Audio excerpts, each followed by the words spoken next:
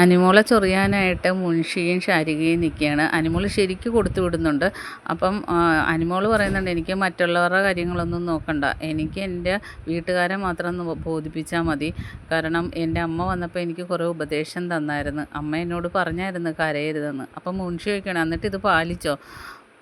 അപ്പം പറഞ്ഞു, എനിക്ക് കരച്ചിൽ വന്നാൽ ഞാൻ കരയും. അപ്പോൾ ശാരിക എന്ന തള്ള ചോദിക്കുന്നത്, താനെന്തിനാ പിന്നെ എപ്പോഴും കരയുന്നത്? അപ്പം പറഞ്ഞ്, വിഷമം വരുമ്പോൾ കരഞ്ഞു പോകുന്നതല്ലേ.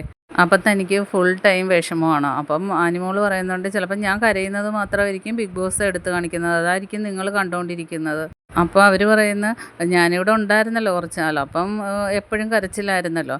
പറഞ്ഞാൽ, എനിക്ക് ചേച്ചിയെ പോലെ ആകാൻ പറ്റുമോ? ചേച്ചിക്ക് എന്നെ പോലും ആകാൻ പറ്റത്തില്ല. അപ്പം ചോദിക്കുന്ന, എല്ലാവരും എപ്പോഴും കരഞ്ഞുകൊണ്ടാണ് ഇരിക്കുന്നത്. അപ്പോൾ അനിമോൾ പറഞ്ഞു, എൻ്റെ ഇമോഷനിൽ എപ്പോഴും ഞാൻ കരഞ്ഞാണ് തീർക്കുന്നത്. അപ്പോൾ അനിമോൾ പറയുന്നത്, എന്നെ ഇവിടുത്തെ ബിഗ് ബോസിലെ കോർഡിനേറ്റർ വിളിച്ചപ്പം ഞാൻ പറഞ്ഞായിരുന്നു, ഞാൻ ഇവിടെ പറ്റിയ ആളല്ല, BB ഹൗസിൽ പറ്റിയ ആളല്ല, ഞാൻ പെട്ടെന്ന് കരയുന്ന ആളാണെന്ന് ഞാൻ ഇവരോട് പറഞ്ഞായിരുന്നു. അപ്പം ശാരിക ചോദിക്കുന്നു, ഓഹോ, അപ്പം മുൻകൂട്ടി പറഞ്ഞായിരുന്നു? ആ പറഞ്ഞു. അപ്പോൾ ഇവർ പറഞ്ഞായിരുന്നു, ഓരോരുത്തരുടെ ഇമോഷനിൽ ഒരാൾ കരഞ്ഞു തീർക്കും, അതൊന്നും പ്രശ്നമില്ല എന്ന് പറഞ്ഞു. അപ്പം മുൻഷി ചോദിക്കുന്നു, അങ്ങനെ അവർ പറഞ്ഞായിരുന്നു? ആ പറഞ്ഞായിരുന്നു, അങ്ങനെയാണ് ഞാനിവിടെ വന്നത്. അപ്പോൾ അവർക്ക് കുഴപ്പമില്ലയെന്ന് അവർ പറഞ്ഞായിരുന്നു. അപ്പം ശാരിക പറയണം, ഓക്കെ, എന്നാൽ ഓക്കെ. അപ്പോൾ അയാൾ അവിടെ ഇരുന്ന് പറയുന്നുണ്ട്, കുഴപ്പമില്ലയെന്ന് പറഞ്ഞാൽ പ്രശ്നമില്ലല്ലോ. പിന്നെ ഇവർ പറയുന്നത്, നീ എപ്പോഴും ഇവിടെ ഞങ്ങളുള്ളവരിപ്പോൾ കരച്ചിൽ തന്നെ. അപ്പം അനിമോൾ പറയുന്നത്, കരച്ചിൽ വന്നാൽ ഞാൻ കരയും, അത് എവിടെ ആണെങ്കിലും കരയും. അപ്പം പിന്നെ നിങ്ങൾക്കറിയാലോ, എന്നെ ഇവിടെ ട്രിഗർ ചെയ്യുമായിരുന്നല്ലോ ചുമ്മാ. അപ്പം പറഞ്ഞു, നീയും തിരിച്ച് പറയാറുണ്ട്. ആ, ഞാൻ പറയാറുണ്ട്, പിന്നെ പറയാതെ മൂലയ്ക്ക് മാറിയിരിക്കണോ? പറയുകയും ചെയ്യും, എനിക്ക് വിഷമമായാൽ ഞാൻ കരയുകയും ചെയ്യും എന്ന് പറയുന്നു.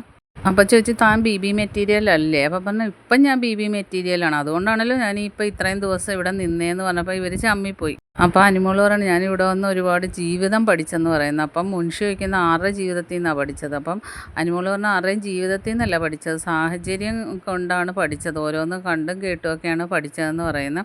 അപ്പം ബിൻസി അവിടെ ഇരുന്നിട്ട് പറയുന്ന, ഓ, നമ്മളൊന്നും ഇവിടെ നിൽക്കാഞ്ഞ കാര്യമായി, അല്ലേ ചേട്ടൻ്റെ ജീവിതം കണ്ടു പഠിച്ചേനെ. അപ്പോൾ അനിമോൾ പറഞ്ഞു, ചേട്ടൻ്റെ ജീവിതം കണ്ടുപിടിക്കത്തില്ല, ഒരുപക്ഷെ ഇവിടത്തെ കണ്ട് ഇയാൾ പഠിച്ചേനേന്ന് പറയുന്നു.